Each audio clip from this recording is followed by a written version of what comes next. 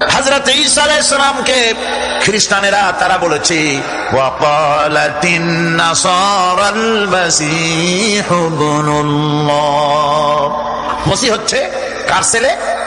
নাউযুবিল্লাহ, বলেন সবাই নাউযুবিল্লাহ। তাকে যখন আল্লাহর ছেলে বলা হলো, আল্লাহর পুত্র বলা হলো, রব্বুল আলামিন তার জবাবে বললেন ইন হুয়া ইল্লা আবদুন আনআমনা আলাইহি, তিনি তো একজন বান্দা, তিনি আমার বান্দা ছাড়া আর কিছুই নন, আমি তার প্রতি অনুগ্রহ করেছি। বান্দা, আমার বান্দা। আল্লাহ পাকের বান্দা হওয়ার ব্যাপারে কোন মানুষের লজ্জা থাকার কথা নয়। এমনকি আল্লাহ পাক ঈসা আলাইহিস সালাম সম্পর্কে বলছেন লা ইয়াস্তানকিফাল মাসীহু আইয়াকুনা আবদান লিল্লাহি ওয়ালাল মালাইকাতুল মুকাররাবুন। মসিহ আল্লাহর বান্দা, তাতে কখনো বিন্দু মাত্র লজ্জা তিনি পোষণ করেন নাই যে আমি আল্লাহর বান্দা, আল্লাহর গোলাম। এটা কথা হইল? এরকম লজ্জা তিনি পোষণ করেনি। এমনকি তার নিকটবর্তী ফেরেশতা যারা, তারাও আল্লাহর বান্দা গোলাম হওয়ার জন্য তাদের ভিতরে কোনো লজ্জা নাই। যারা নাকি আল্লাহর গোলাম, এই ব্যাপারে যাদের মধ্যে লজ্জার সৃষ্টি হয়, আল্লাহর গোলাম এটা কেমন কথা, বান্দা হওয়াটা কেমন কথা, যারা গোলামীকে অস্বীকার করে তাদের সম্পর্কে আল্লাহ পাক বলছেন ওয়া মান ইয়াস্তানকিফ আন ইবাদাতিহি ওয়া ইস্তাকবির ফাসায়াহশুরুহুম ইলাইহি জামিআ। কেউ যদি আল্লাহর বন্দেগী করার ব্যাপারে লজ্জা পোষণ করে, যদি লজ্জার কারণ মনে করে, অহংকার করে, গৌরব করে, তাহলে তারা পালাবে কোথায়, যাবে কোথায়? আমি কিয়ামতের দিন সবগুলিকে এক জায়গায় করে ফেলবো। আল্লাহ রাব্বুল আলামিন এই কোরআনে কারীমের ভিতরে সবকিছুকে ওপেন সিক্রেট করেছেন, কোনো গোপন কিছুই রাখেন নাই, সবগুলোকে খুলে খুলে বলে দিয়েছেন। আল্লাহ তাআলা বলেন ওয়াকুল্লা ইনসানিন আলজামনাহু তাইরাহু ফি উনুকিহি ونخرج له يوم القيامة كتابا يلقاه منشورا وكل إنسان ألزمناه طائره في عنقه। আমি প্রত্যেক মানুষকে, মানুষের কর্মকে তার গ্রীবা লগ্ন করে দিয়েছি। এই যে গলা, এই গলার কাছে একটা ঘুটলির মতো, একটা সিম কার্ডের মতো এইখানে আমি রেখে দিয়েছি। কোথায়? গলা। কে বলতেছেন কথা? এই ঘুটলির ভিতরে তুমি যা করতেছো সব বিরুদ্ধ হচ্ছে। সুবহানাল্লাহ বলেন। এখন বলতে পারেন অদৃশ্য এই ঘুটলি, এটা তো দেখি না, এটা কে বলতেছেন? আমি কিন্তু দেখতে পাচ্ছি না। আপনারা দেখেন নাকি? কেউ দেখেন না। হাত দিয়ে ধরে দেখেন, পান নাকি? ধরাও যায় না, দেখাও যায়। আল্লাহ বলছেন আছে, তাহলে বিশ্বাস করতে। এর ভিতরে সব রেকর্ড হয়ে যাচ্ছে। আপনি বলবেন এতটুকু ঘুটলির মধ্যে, তাবিজের মধ্যে আমার সারা জীবনের সব কথার সব কাজ ঢোকে কেমনে? কেমনে লেখা? তাহলে পাল্টা প্রশ্ন করি, আপনার মোবাইলের সিম কার্ডে এত ফোন নাম্বার, এত ইমেল, এত কি বলে, এত টেক্সট, এত কিছু, আপনার আরো কি জানি আছে, মেসেজ দেওয়া হাবিজাবি আছে না, অনেক কিছু কিছু শুনতে, এগুলো কেমনে হয়? 70টা সিম কার্ডের মধ্যে কেমনে হয়? শত শত টেলিফোন নাম্বারের মধ্যে ঢুকে যায়। আমার একটা টেলিফোন দিয়েছে, মোবাইল দিল, কোথা থেকে দিল? লিসবন। কোথায়? কি আন্দাজে কষ্ট। লিসবন হচ্ছে পর্তুগালের রাজধানী। পর্তুগালের রাজধানী, সেখানে প্রোগ্রাম ছিল, ওরা আমাকে একটা মোবাইল দিল। এটি যে কত ফাংশন আল্লাহ ভালো জানে, আমি এখনো শিখতে পারিনি। এত ফাংশন, এতটুকু একটা মোবাইলের মধ্যে। কম্পিউটারের ছোট্ট একটা মাইক্রোচিপ যন্ত্র, যে কম্পিউটার ব্যবহার করা এখন বাচ্চা ছেলেমেয়েরাও জানে। এটা একটা পৃথিবীর বিষয়। এই কম্পিউটার, আপনি যান ব্যাংকে, কম্পিউটারের ছোট্ট সেই মাইক্রোচিপসের মধ্যে সারা চট্টগ্রামের সমস্ত মানুষের টাকা, লেনদেন, ট্রানজেকশন, এর যা কিছু আপনি করেছেন সব কিছুর হিসাব এখানে রয়েছে, আছে না?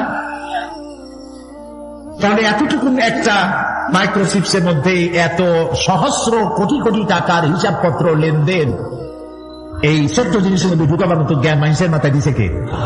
বলেন কে? সেই আল্লাহই তো গোড়া ঝুলাই রাখছে। তাহলে এটা সম্ভব না? সম্ভব কিনা?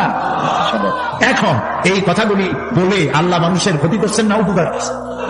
উপকার করেছেন। এটা যদি আমার বিশ্বাসে থাকে যে আমার গলার কাছে এরকম একটা সিম কার্ড আছে, একটা সিম আছে মোবাইলের কথা, এটা মনে করেন মোবাইলের একটা সিম গলায় ঝুলানো আছে, এটা সব উঠতেছে, যা বলেন তাই ওঠে, যা করেন তাই ওখানে লেখা হয়। সুবহানাল্লাহ।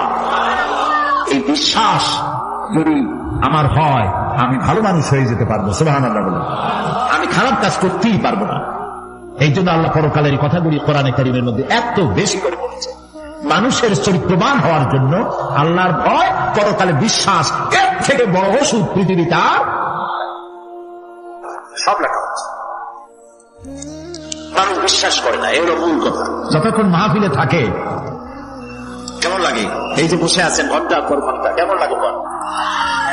বেহেশতের মতো। বাড়ির কথা মনে আছে এখন? ওর কথা মনে ওঠে? ছেলে মেয়ের কথা মনে ওঠে? সুবহানাল্লাহ করতে ইচ্ছা করে না? মাজালিসুল ইলম হিয়া রাওদাতুম মিন রিয়াদিল জান্নাহ। এখানে ইলম আলোচনা করা হচ্ছে, কোরআন আলোচনা করা হচ্ছে। এটা তো রজবাড়ি প্যারেড ময়দান নয়, এটা জান্নাতের টুকরা হয়ে গিয়েছে। বেহেশতের বাগানে বসে আছে। বেহেশতের মানুষেরা দুনিয়ার কথা চিন্তা করবে না। দুনিয়া কি? এটা পায়খানা। এখানে আসছিল ওই পায়খানা করার জন্য, এটা পায়খানা। আর মানুষেরা পায়খানা সাজাবার কাজে ব্যস্ত আছে। আসল ঘর ভুলে গেছে। আসল ঘর কোনটা? প্রিয় ভাই, সব মানুষ বোঝে না, ভুলে যায়। সিগারেটের প্রত্যেকটা প্যাকেটে লেখা থাকে ইহা স্বাস্থ্যের জন্য ক্ষতিকর, তারপরেও তারা জানে, দেখছে, বিশ্বাস করে না, গা সহ হয়ে গেছে। এই আমলনামা তৈরি হচ্ছে, হঠাৎ করে কিয়ামতে বানায় দেওয়া হবে না। আপনার আমার বডির সাথে লাগানো ওই সিম কার্ডে সব লেখা হয়ে যাচ্ছে। কিয়ামতের দিন এগুলি হাতে দেওয়া হবে। তারা বলবেন যে তারা কিতাবাকা কাফা বিনাফসিকাল ইয়াউমা আলাইকা হাসিবা। হে তারা কিতাব, তাকে বলা হবে এবার তুমি পড়ো, কাফা বিনাফসিকাল ইয়াউমা আলাইকা হাসিবা। তোমার এই কিতাব পড়ো, আর তোমার এই হিসাব গ্রহণ করার জন্য কিতাবটা ভালো করে পড়ো। তোমার নিজের হিসাব নেওয়ার জন্য তুমি নিজেই যথেষ্ট। তুমি দোজখে যাবা না বেহেশতে যাবা, তুমি নিজেই সিদ্ধান্ত নাও কোথায় যাবো। তোমার নিজের কি করছিলা এখন তুমি দেখো। এই জন্য আমি বলি মাঝে মধ্যে আমরা এখন হিসাব করতে পারি এখানে বসে। আমাদের কি হওয়া উচিত? ছোটবেলার কথা মনে আছে? নাই? মনে নাই? এই যে স্কুল থেকে পড়াইছিলেন, তারপরে 2 দিন পর স্কুলে গিয়ে হাজির হয়েছে, মাস্টার জিজ্ঞেস করলো কত তার আগ্রহ নাই কেন? তখন বললেন মা বলেছেন আমার নাকি পেটে ব্যথা হয়েছিল। এইসব স্কুল ফাঁকি দেওয়া, মার খাওয়া, মানুষের বাড়ি লিচু খাইতে গিয়ে চুরি করে কেক খাওয়া, এসব ছোট ছোট কথা মনে করলে এখনো হাসি পায়। এসব কথা মনে আছে না? ছোট ছোট কথা, ছোট ছোট কথাগুলি যদি মনে থাকে, তাহলে কোন হোটেলে, কোন বাগানে, কোথায় কোন পাপ করেছেন তা মনে নাই। এখন নিজে হিসাব করেন জায়গা কোথায় হওয়া উচিত, পাপ করেছেন কত, ভালো কাজ করেছেন কত, নিজে হিসাব করে দেখেন কোন দিকে যাবেন। আমরা নিজেরাই যথেষ্ট হিসাবের জন্য। আল্লাহ তাই বললেন কিয়ামতের দিনে তোরা কিতাব, তোমার কিতাব তুমি পড়ো, তোমার হিসাব নেওয়ার জন্য তুমি যথেষ্ট। আরে আল্লাহ রাব্বুল আলামিন বলেন وأشرقت الأرض بنور ربها ووضع الكتاب وجاء بالنبيين والشهداء بينهم بالحق وهم لا يظلمون। পৃথিবী তার রবের নূরের ঝলকানিতে উদ্ভাসিত হবে। সুবহানাল্লাহ, সুবহানাল্লাহ। আল্লাহর নূরের ঝলকানিতে ওটা পৃথিবী উদ্ভাসিত হয়ে যাবে। আমলনামা তুলে ধরা হবে, পয়গম্বর এবং সাক্ষীগণকে হাজির করা হবে, এবং সকলের প্রতি সুবিচার করা হবে, তাদের কারো প্রতি জুলম করা হবে না। আল্লাহ গ্যারান্টি দিচ্ছেন কারো প্রতি জুলুম করা হবে না। সুতরাং হে মানুষেরা, ইয়া আইয়ুহাল ইনসানু ইন্নাকা কাদিহুন ইলা রাব্বিকা কাদহান ফামুলাকি। হে মানুষ, তোমার পালনকর্তা পর্যন্ত পৌঁছতে তোমাকে অনেক কষ্ট করতে হবে, এরপর তুমি তার সাক্ষাৎ পাবে। কিয়ামতে তোমার সাক্ষাৎ হবে। কাজী তোমার নিজের আমলকে সুন্দর করে আমলকে তৈরি করে নাও। أما من أوتي كتابه بيمينه فسوف يحاسب حسابا يسيرا وينقلب إلى أهله مسرورا সুবহানাল্লাহ যার ডান হাতে আমলনামা দেওয়া হবে কিয়ামতের দিন আমলনামাগুলি উড়িয়ে দেওয়া হবে ইমানদারের সামনে থেকে কোন হাতে আর বেঈমানের পিছন থেকে এই আমলনামা যখন যার ডান হাতে আমলনামা পৌঁছে যাবে তার হিসাব নিকাশ সহজ হয়ে যাবে আমলনামা হাতে করে আনন্দ চিত্তে সে আপন পরিবারের সঙ্গে মিলিত হতে পারবে সুবহানাল্লাহ আল্লাহ কিয়ামতের দিন দয়া করে আমাদের আমলনামা আমাদের ডান হাতে দিয়ে দিও আল্লাহ তাআলা দয়া করে আমাদের হাতে আমাদের ডান হাতে আমাদের আমলনামা দিও দয়া করে আমাদের আমলনামা আমাদের ডান হাতে দিও আনন্দ চিত্তে পরিবারের সঙ্গে দেখা করে সব পরিবার মা বাপ স্ত্রী পুত্র পরিজন ভাই বোন বন্ধু বান্ধব নিয়া এক জান্নাতে থাকার তৌফিক দিও আয় আল্লাহ বিগত 26 বছর যারাই মাহফিলে এসেছেন তাদেরকে নিয়ে এক জান্নাতে থাকার আমাদেরকে তৌফিক দিয়ে দিও وَأَمَّا مَنْ أُوتِيَ كِتَابَهُ وَرَاءَ ظَهْرِهِ فَسَوْفَ يَدْعُو ثُبُورًا وَيَصْلَى سَعِيرًا আর যার আমলনামা পিছন থেকে বাম হাতে আসবে সে তো মৃত্যুকে আহ্বান করতে থাকবে মৃত্যুকে ডাকবে এর থেকে যদি মরে যেতে পারতাম তাও ভালো হইত তার আর উপায় থাকবে না তার জায়গা হবে জাহান্নামে নাউযুবিল্লাহ আমরা সবাই বলি নাউযুবিল্লাহ এরপরে আল্লাহ রাব্বুল আলামিন মিজান খাড়া করবেন দাড়িপাল্লা মিজান কি দাড়িপাল্লা ইনসাফ কি মুকদ্দাস তারাজু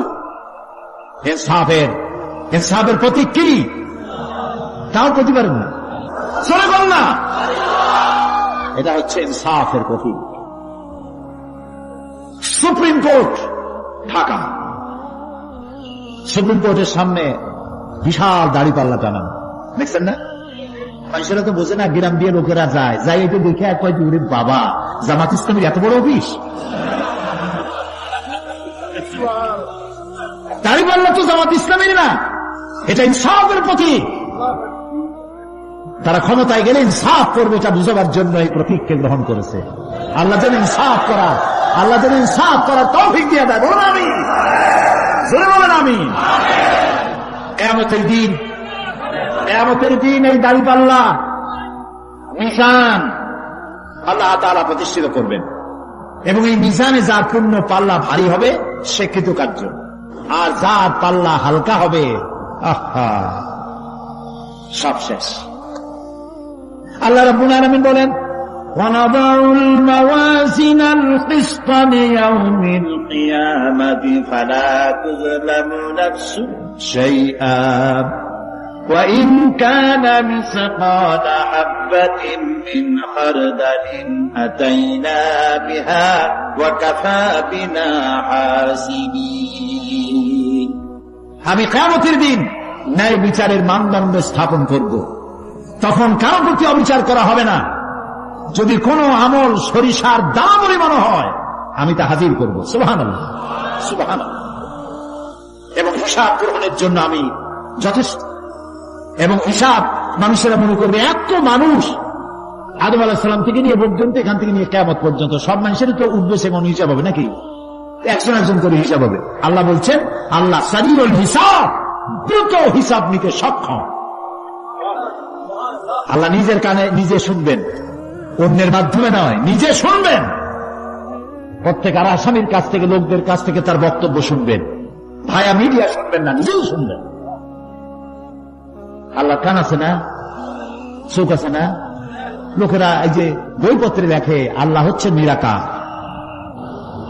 কত বড় বাজে কথা আল্লাহ নিরাকার আমরা এমন এক আল্লাহর ইবাদত করি তিনি আমাদের কিছু শুনতে পান না কাটান নাই তিনি আমাদের কিছু দেখতে পান না এরকম নাকি আল্লাহ তাআলা কোরআন শরীফে বলেছেন আল্লাহর হাত আল্লাহর পা আল্লাহর চোখ আল্লাহর মুখ তবে এগুলি কিরকম আল্লাহর হাত পা চোখ কেমন আকারটা কেমন এর একটাই জবাব কয়টা জবাব জোরে বলে, একটাই জবাব, আল্লাহর যেমন হওয়া উচিত তেমন। সুবহানাল্লাহ বলে, সুবহানাল্লাহ বলে। এর থেকে আর কোনো জবাব নাই, এই একটাই জবাব, আল্লাহর যেমন হওয়া উচিত ঠিক তেমন। লাইসা কামিসলিহি শাইউন, আল্লাহর অনুরূপ, আল্লাহর মতো আকাশেও কিছু নাই, জমিনেও কিছু নাই। এটা আমাদের ঈমান, এটা আমাদের কি? সুতরাং তিনি জুলুম করবেন না এবং হিসাব নেবেন, আর যথার্থ হিসাব নেবেন, সেখানে কারো প্রতি কোনো জুলুম করা হবে না। ومن خفت موازينه فأولئك الذين خسروا أنفسهم بما كانوا بآياتنا يظلمون। আর যাদের পাল্লা হালকা হবে তারা তো শুধু নিজেদেরই ক্ষতি সাধন করবে, কেননা তারা আমার আয়াত সমূহকে অস্বীকার করত। আল্লাহর যারা অস্বীকার করত, আখিরাত নাই, কিয়ামত নাই, বেহেশত নাই, কবরের মধ্যে কোনো শাস্তি নাই, কবরের কোনো প্রশ্ন নাই, এগুলি যারা বলতো তারা কিয়ামতে ক্ষতিগ্রস্ত হবে। এখন কিয়ামতের দিন মিজান আমরা হালকা করতে চাই না ভারী করতে চাই? জবাব চাই। কি করবেন? যদি ভারী করতে চান নেক আমল বেশি বেশি করবেন। আর একটি হাদিস শোনাবো, যেই হাদিসের ভিতরে পাল্লা ভারী করার মতো কথা নবীজি বলেছেন, শুনবেন নাকি? বুখারী শরীফের শেষ হাদিস। আল্লাহর নবী বলেন, কালিমাতানে হাবিবাতানে ইলার রহমান খাফিফাতানে আলাল লিসান সাকিলাতানে ফিল মিজান সুবহানাল্লাহি ওয়া বিহামদিহি সুবহানাল্লাহিল আযীম। নবীজি বলেন, দুইটা কালেমা, দুটি শব্দ আল্লাহর কাছে খুবই প্রিয়, মুখে উচ্চারণ করা একেবারেই হালকা, আর কিয়ামতের দিন এই শব্দ দুটি দিয়ে আল্লাহ রাব্বুল আলামিন মিজানের পাল্লাকে ভারী করে দিবে। সেই শব্দ দুটি হলো, পড়েন আমার সাথে, সুবহানাল্লাহি ওয়া বিহামদিহি সুবহানাল্লাহিল আযীম। সবাই পড়েন, সুবহানাল্লাহি ওয়া বিহামদিহি সুবহানাল্লাহিল আযীম সুবহানাল্লাহি ওয়া বিহামদিহি সুবহানাল্লাহিল আযীম। জান্নাতের ভিতরে মানুষের কোনো দুঃখ থাকবে না। কাদের দুঃখ থাকবে না? জান্নাতীদের। কথা কি শোনেন? সাথে সাথে ঠাস ঠাস করে জবাব দিতে পারেন না কেন? জান্নাতীদের ভেতরে, জান্নাতীদের কি থাকবে না? কোন দুঃখ থাকবে না। একটা দুঃখ থাকবে। কটা দুঃখ? একটা দুঃখ থাকবে। জান্নাতীরা জান্নাতের ভেতরে মনে মনে ভাববে, কারণ জান্নাত তো সকলের জন্য একরকম হবে না। কারো হবে ফার্স্ট ক্লাস, কারো হবে ডিলাক্স, কারো হবে সুইট ডিলাক্স, কারো হবে second class, third class, fourth class, এরকম। এটা কি ইনসাফ না জুলুম? ইনসাফ। আপনি খালি নামাজ পড়ছেন, রোজা রাখছেন, হজ করছেন, যাকাত করছেন, যাকাত দিচ্ছেন, হালাল হারাম বাইসা করছেন, আপনার যে জান্নাত দেওয়া হবে, ওই ব্যক্তি যিনি তাহাজ্জুদের নামাজ পড়েছেন, কোরআন বুঝেছেন, কোরআন প্রতিষ্ঠার জন্য আন্দোলন করেছেন, জেল খেটেছেন, জরিমানা দিয়েছেন, ফাঁসির মঞ্চে চড়েছেন, তার জান্নাত আর আমার জান্নাত সমান হওয়া কি উচিত? কাজে আল্লাহ তাআলা তো ইনসাফ করবেন কিয়ামতের দিন। নবীদের, সাহাবীদের, তারপরে দ্বীনের জন্য যে যত পরিশ্রম করেছেন তার পুরস্কারটা সেরকমই হবে। এই জান্নাতের ভিতরে, জান্নাতীদের মধ্যে কোন দুঃখ থাকবে না, একটি দুঃখ ছাড়া। তারা মনে মনে ভাববেন, রব্বুল আলামিন অমুক অমুক সময় চায়ের দোকানে বসে আড্ডা মেরেছিলাম, পাশের মধ্যে ঘন্টা পর ঘন্টা বসেছিলাম, মাঝে মাঝে চিন্তা করেছি সময় চলে গেছে ঘন্টা পর ঘন্টা। ওই সময়গুলিতে যদি তোমার নামের জিকির করতাম, তেলাওয়াত করতাম, তাহলে জান্নাতের ভিতরে আজ আমি আরো ভালো ভালো জায়গা পাইতাম। হাদিস শরীফে এসেছে, কিয়ামতের দিন জান্নাতীদেরকে আল্লাহ বলবেন, তেলাওয়াত করো আর উপরে উঠতে থাকো, তেলাওয়াত করো আর উপরের দিকে উঠতে থাকো, ধীরে ধীরে পড়ো, ধীরে ধীরে তেলাওয়াত করো। ধীরে ধীরে তেলাওয়াত করতে করতে তোমার তেলাওয়াত জান্নাতের যে স্তরে গিয়ে শেষ হবে, জান্নাতের ওই জায়গা তোমার জন্য বরাদ্দ হবে। এখন চার মুখস্থ সাদি খালি আল্লাহ আর ইজাজা নাসরুল্লাহ, কি বুঝতে আরে বলার সেই মুখস্থ করেন, আল্লাহ যেন আমাদেরকে মুখস্থ করার তৌফিক দেন, বলেন আমিন। এজন্য উৎসাহ থাকা দরকার, উৎসাহ হইলেই আপনি পারবেন। জেহেন শক্তি সকলেরই কম বেশি আছে, চেষ্টা করলেই পারবেন। সেই জন্য আমি বলতে চাই, কিয়ামতের দিন জান্নাত যদি আল্লাহ তাআলা দয়া করে আমাদেরকে নসিব করায় দেন, যদি বলবো না, বলবো আল্লাহ তুমি দয়া করে আমাদেরকে জান্নাত দিও, বলেন আমিন। জান্নাতের ভিতরে এই দুঃখ যেন না আসে, সেই জন্য বাসে যখন চড়েন, গাড়িতে চড়েন, রিকশায় চড়েন, একা একা যাচ্ছেন করে আল্লাহর জিকির করতে থাকেন, সুবহানাল্লাহি ওয়া বিহামদিহি সুবহানাল্লাহিল আযীম, সুবহানাল্লাহি ওয়া বিহামদিহি সুবহানাল্লাহিল আযীম, সুবহানাল্লাহি ওয়া বিহামদিহি সুবহানাল্লাহিল আযীম। জিকির করেন সবাই কিছু বলেন, সুবহানাল্লাহ আলহামদুলিল্লাহ লা ইলাহা ইল্লাল্লাহ, সুবহানাল্লাহ আলহামদুলিল্লাহ লা ইলাহা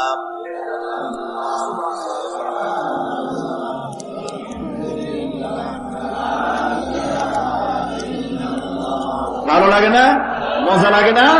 প্রাণ খুলে বলেন সুবহানাল্লাহ ওয়ালহামদুলিল্লাহ লা ইলাহা ইল্লাল্লাহ, সুবহানাল্লাহ ওয়ালহামদুলিল্লাহ লা ইলাহা ইল্লাল্লাহ মুহাম্মাদুর রাসূলুল্লাহ। প্রিয় ভাই সব, এরপরে আল্লাহ তাআলা বলেছেন সিরাতের কথা, কিয়ামতের দিন সিরাত। এই সিরাতের নাম শোনেন নাই?